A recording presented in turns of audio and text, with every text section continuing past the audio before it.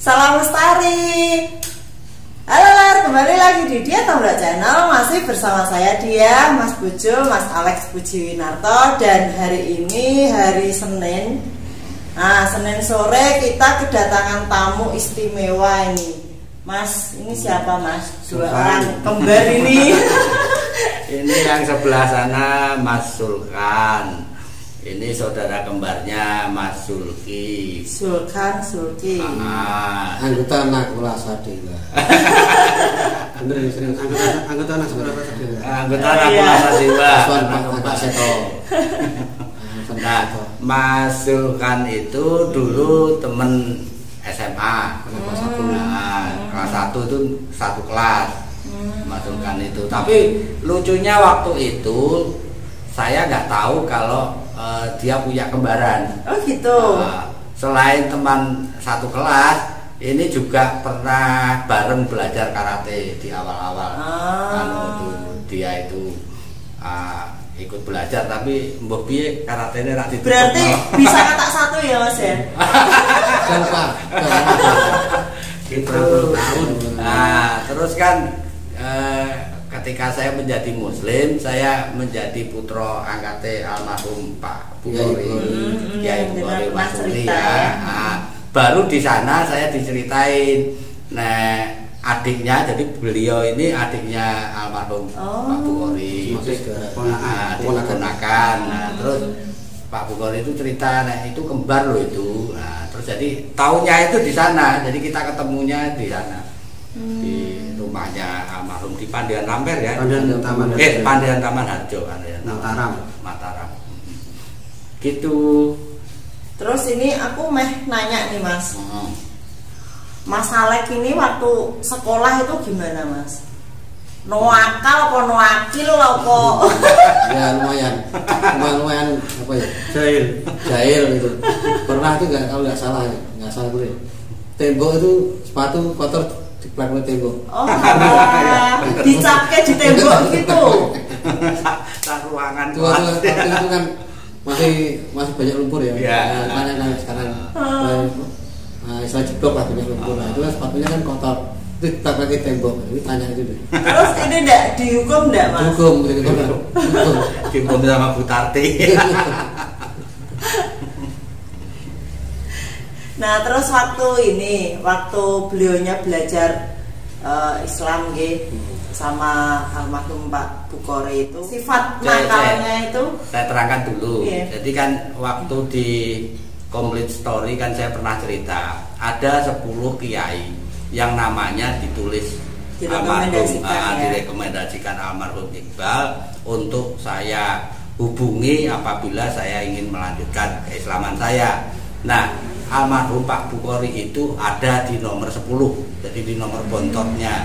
Tapi justru beliau yang cocok dan kemudian menjadi bapak. Aduh, pengen nangis aku. Jadi bapak angkat saya bertahun-tahun lamanya dalam menghadapi segala kesulitan hidup. Beliau banyak berperan bagi saya sampai bahkan sampai punya anak. Sampai punya anak Garuda itu anak kedua ya, berarti anak kedua itu beliau ikut menamakan. Jadi ada satu namanya Garuda itu yang dari beliau. Oh gitu. Kalau nggak salah waktu nikah itu ibaratnya sing bisa. Iya. Yang namanya juga. Iya. Yang muamar lah. Semua urusan pernikahan itu beliau semua. Jadi biayanya beliau, yang menikahkan beliau. Yang menanyakan, yang ngelamar dan sebagainya. Jadi bapak kandung saya hanya berkirim surat intinya karena sudah beda agama kan. Nah saya dilepas, diserahkan pada beliau. Ternyata bapak dan almarhum Pak Bukhari, almarhum bapak dan almarhum Pak Bukhari itu dulu pernah sama-sama jadi aktivis. Zaman kami KAPI, zaman dulu itu. Kenal berarti ya? Ya tahu. Almarhum Pak Bukhari kan aktivis dari Islam, NU ya. Nah bapak aktivis dari Kristen. Oh gitu. Ya bapak kandung saya gelo karena saya pindah agama, tapi ada rasa sukanya karena dia tahu saya berada di tangan yang tepat, yang benar, ya gitu. Berarti sing jadi wali pas jenengan nikah itu Pak Bukhari. Ya, saya bukan wali, berarti apa? Nah, sebagai orang tua lah, kalau orang tua ya. Wali kan. Oh. Kalau yang perempuan wali, kalau laki juga wali misalnya sebagai orang tua. Orang tua. Orang tua. Gitu. Nah, terus lanjut ke pertanyaan saya, Mas. Itu Mas Alek tuh gimana waktu belajar mendalami Islam itu, sifatnya itu masih jahil, masih uraan. Soalnya kan banyak yang bilang beliaunya kan uraan, terus aneh-aneh gitu tingkahnya gitu loh. Lah pas mendalami Islam itu masih seperti itu atau lambat laun? Gini ya, maksudnya gini. Kalau waktu dia tuh bisa apa namanya? Corone kalau belum bisa apa ya? Kalau di tempat sana jelek kamu, tapi kalau di tempat sini nah bisa menyesuaikan. Oh gitu, menyesuaikan tempat gitu. Nah, tapi kalau tempatnya Pak Bukhari bacanya enggak ada istilah cerelehan tuh enggak. Jadi ya biasa aja gitu loh. Enggak terus tak malah menang, malah diam enggak jelek. Maksudnya bisa menempatkan lah itu lah. Biarpun dia di sana gimana saya enggak tahu ya, pokoknya yang di tempatnya Bukhari ya dia malah diam. Gitu. Biasanya enggak pernah ngomong malah. Enggak banyak ngomong gitu. Tapi kamu waktu pertama ketemu aku di tempat aku bawa perempuan ya? Pertama kali. Aku bukan mantan istri. Ya mas perempuan waktu kan belum jadi istri kan? Iya. Kan kamu melihat saya kaget. Aku ngeliat kamu, saya anggap tamu kan, saya tidak kenal. Iya kan nggak ngerti ya. Itu pertama kali sama ingat. Kamu bawa perempuan. Ya waktu itu mungkin pacar lah, mungkin waktu itu belum nikah gitu loh. Cuma kamu lihat saya kaget, tapi saya tanggap tamu biasa, soalnya saya tidak kenal. Betul yang kenal dia. Waktu itu cekili kan pertama kali. Kagetnya kenapa Mas? Ya dia udah kemarin kan podo karo kancaku. Cuma aku kan nggak kenal, jadi aku ya sudah, monggo silakan duduk, wis bar kok agak wedang aku terus nggak ada apa-apa, memang nggak kenal kan. Tapi dia kan sempat Bukhari yang menjelaskan gitu loh. Tapi dia kan sempat kayak melihat kayak ya orang biasa. Aku kalau teman saya kalau ketemu dia juga, loh, enggak, aku kok ora kenal. Biasa toh. Mungkin ya saya kan wajah sudah berbeda karena sudah berumur ya. Kalau dulu kan masih ini ya. Kalau dulu kan mirip. Kalau sekarang kan sudah berumur kan sudah beda gitu. Jadi mungkin dia lihat adik saya mungkin ya kok nggak kenal bisa kelas gitu. Kanca sak kelas kok gak kenal. Ternyata kembarannya. Ini berarti sudah berapa puluh tahun ini tidak bertemu ini? Ya, aku nikah tahun 89 akhir lah. Kamu sudah nggak hubungan dengan saya. Berarti sudah 30 tahun. 30 tahun. Lama banget ya. Ya kamu punya anak atau perempuan kan masih riwari ke Pandi? Ya betul. Ya kan? Kadang dijemput Mas Paraman juga Mbak Vespa? Ya. Ya kan? Ya betul. Terus waktu itu Mbak Bukhari mau naik haji kan kamu datang juga tau? Ya, habis naik haji juga masih. Iya. Itu kan 8889 akhir, 8889. Dan masih sering ke Pandian gitu. Dari itu terus nggak ada komunikasi. Gitu. Waktu belum ada HP ya. Nah terus ini bisa nyambung lagi nih. Aku lihat itu. Karena apa? YouTube. Oh YouTube. Jadi YouTube-mu itu biasa ya. Mempertemukan ya, YouTube kita sama. Kayaknya aku kenal gitu loh. Kayaknya aku kenal. Terus tak kenal lagi beneran Alek toh. Tapi kalau Purwodadi ngomongin di Jeporo Pak. Kalau Purwodadi orang di Jeporo. Dari 2000 berapa Mas pindah ke Purwodadi? 2000. Makanya aku kaget. Sebelah siapa tau ya? Kok beda gitu ya? Beda. Dengan anaknya ya. Nah pikir malah. Terus kata ikuti toh. Kok meneh bojo. Saiki kok rabi meneh.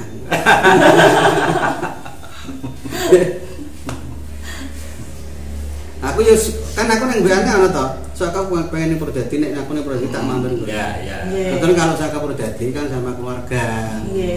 Jadi kan mau mampir kan kadang kurang bebas. Sama istri sama kan enggak enak toh.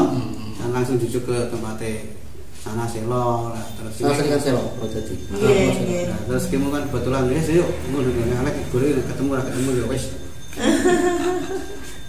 terus tak telepon tak WA udah diangkat jam 11 kamu kata HP-nya itu dibawa anak lanang buat ngerjain tugas ya udah diangkat terus aku mau ya saya digoleki ora ketemu ya wis ngebalik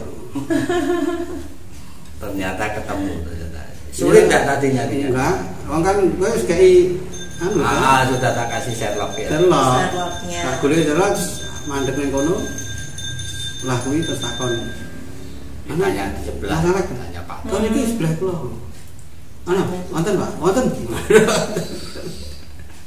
ini nggak ada jadwal naik gunung soalnya kan cuacanya masih seperti ini yang masih sering enggak masih kuat tenagamu alhamdulillah masih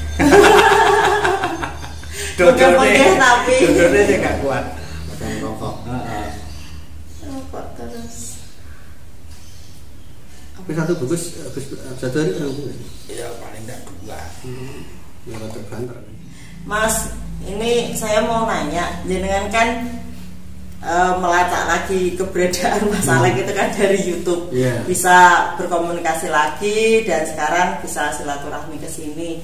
Nah jenengan kan lihat YouTube saya itu gimana Mas ini masukan buat YouTube saya kritikan lah gitu biar lebih bagus lagi gitu. Ya kalau menurut saya pribadi karena kalau yang senang pecinta alam artinya naik gunung ya motivasi dan senang sekali gitu. Apalagi pengalaman cerita saya masa lalu itu kan kalau yang ahli sejarah kan senang begini kan yang nggak tahu bisa tahu tentang cerita begini kan kita taunya gunung itu ya nek didelok kododoan kan ya kata halus ternyata nek di Parani kan ya toh nek di Parani kan gak seperti kayak yang dibayangke. Aku sendiri juga belum pernah naik gunung. Paling gunung-gunung Moria ya roh kan lumrah ya. Sing gunung-gunung yang sing gak ono dalane kan belum pernah. Sebetulnya saya pribadi seneng alam-alam gitu cuma saya enggak. Karena ya enggak mendalami. Seneng aku alam itu seneng cuma ke situ arahnya kok orang sing ngancani, orang sing seneng tapi enggak sampai disalurkan gitu. Saya senang cerita kayak begini masalah begini ke gunung ada hantu dan sebagainya. Ya saya yakin ada hantu dimanapun kan ada hantu. Dan kalau kita ada amit-amit kalau hantunya juga hantunya, ya toh? Iya. Ya kan dia rumahnya di situ kok. Saya tuh yakin yang kamu ceritakan itu betul-betul yakin gitu loh. Apalagi hutan yang belum dijamah. Ya toh? Ya. Nah, itu bagus sekali itu biar anak-anak muda itu lebih hati-hati ya. Lebih hati-hati kalau ke gunung, kalau ke kemana pun lah, nggak ke gunung, ke laut juga, ke tempat-tempat yang mungkin nggak pernah dijamah. Kadang-kadang kan orang-orang sekarang itu kan nyepelekan. Misalkan Nun Sewu kencing di sembarangan. Ya toh? Kadang-kadang udah usah di gunung, di jalan kita aja. Mungkin kebelet kencing dia nggak ke pom bensin. Nah, mungkin di bawah pohon. Itu kan nggak boleh sebetulnya. Menurut agama itu nggak boleh. Oh ya? Iya, agama nggak boleh. Nggak boleh kebetul ya. Misalkan ya apa ya pom bensin sekarang juga banyak ya toh. Kan lihat itu kan mesti. Artinya bukan haram enggak.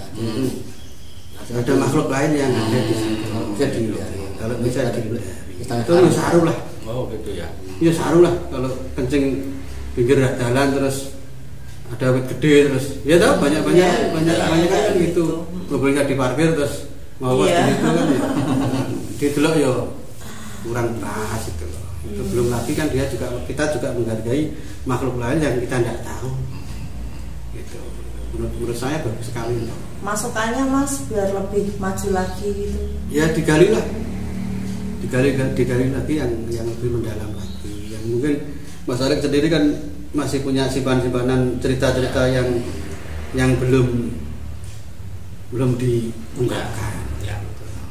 Misalnya pas temennya lagi apa atau pengalaman aku ini ada kejadian begini kan belum banyak diungkapkan. Ya. Oke. Itu lebih lebih dibuka lagi lah ibaratnya ya.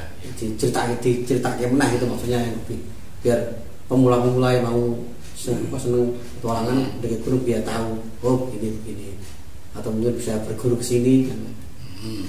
Kadang ada rombongan pecinta alam itu pada main silaturahmi. Ada. Istilahnya misalnya cari pengalamannya atau cari pelajaran yang lebih berpengalaman gitu lah. Nih terakhir ini pernah enggak sebagai Mas Kembar ini sebagai adiknya Pak Bukhori, keponakan sebagai keponakannya Pak Bukhori itu Pak Bukhori pernah bercerita mengenai Mas Alek apa misalnya Alek ini gini Alek ini gini gitu pernah enggak? Enggak pernah. Beliau bukan begitu tipenya. Dia tidak pernah menceritakan keburukan orang Pak Bukhori itu. Sama ibu juga tidak pernah cerita apapun tidak pernah ceritakan. Nah ibu aku pernah dimarahi tapi dengan cara yang halus. Jadi waktu itu Jumat aku main ke rumah, di dekat rumah kan ada masjid ya. Nah bapak itu khotbah. Aku wis diingetin gak Jumatan, males bu kan gitu. Nah terus ibu itu seharusnya misalnya ya andai kata ibu marah karena lu Jumatan itu pasti saya ikut. Tapi beliau itu memilih kalimatnya itu begitu begitu halusnya sehingga aku tuh jadi malu gitu loh. Iki sing khotbah bapakmu mosok ya ora pengen ngrungokno, ora cukup nek saka kene ayo kono. Jadi saya disuruh ke sana alasannya karena bapak yang khotbah mbok dirungokke saka cedaan gitu loh. Ya, didengerin dari dekat. Nah itu beliau ini tipe ibu yang bagi saya waktu itu ya amazing, sabar, halus ya, sabar sekali beliau itu. Sampai sekarang. Sampai sekarang ya. Dan tidak pernah menceritakan anaknya ini tidak. Terus anak-anak seperti saya, seperti Mas Alek itu kan banyak sekali, Mas Parman tadi juga ikut di situ banyak. Jadi sekali. Pak Bukhori itu putra angkatnya banyak sekali. Banyak sekali. Gitu dan tidak mungkinlah dari semua orang itu baik semua. Misalnya aku ini jelas jelek, nakal dan sebagainya, tapi beliau tidak pernah ceritakan ke anak yang satu. Tidak pernah begitu. Maaf ya kami misalkan ada anak yang satu mungkin ke situ bawa apalah, itu nggak cerita. Tadi Mas Alek kesini bawa apa enggak cerita. Nggak pernah. Mungkin yang satunya mungkin tidak bisa bawa kan tidak enak. Mungkin bulannya di situ. Jadi terus tidak pernah ceritakan aku ngasih ini tidak pernah. Ngasih orang juga tidak pernah diceritakan, dikasih ke orang juga tidak pernah diceritakan. Kan mungkin pas ceritakan misalkan dibawakan apa seseorang terus yang satu tidak bisa membawakan kan mungkin kesalahan tidak enak. Jadi tidak pernah diceritakan. Kalau saya ke sana itu yang misalnya ada apa makan apa sembarang itu kan dari orang-orang ya lebih kan aku dibawa pulang ini bawa pulang sana ya enggak pernah itu dari si A si B enggak. Terus satu lagi yang luar biasa dari ibu itu yang sampai sekarang saya ingat itu bapak itu kan sering memberi tausiah, memberi pengajian. Ya, pengajian kan luar. Itu kalau pulang beliau tidak pernah menanyakan amplopnya. Yang kedua selalu begitu datang dia cuci kakinya. Nah ini tipe seperti ini sudah langka wanita yang melayani suaminya tanpa menanyakan rezekinya, kemudian mencuci kakinya itu kan sudah jarang sekali. Itu yang bisa saya ambil dari ibu. Ya itu tadi lor ngobrol-ngobrol kita bareng Mas Kembar, keponakannya bapak angkatnya Mas Alek dulu, yang menyambung silaturahmi yang sudah 30 tahun lebih ya, 30 tahun lebih terpisah karena YouTube, jadi bisa nyambung lagi gitu. Terima Terima kasih sudah menyaksikan Diah Tomblok Channel. Bagi yang belum subscribe, silahkan subscribe dan aktifkan tombol loncengnya biar nggak ketinggalan video-video dari Diah Tomblok Channel. Terima kasih. Salam lestari. Salam lestari.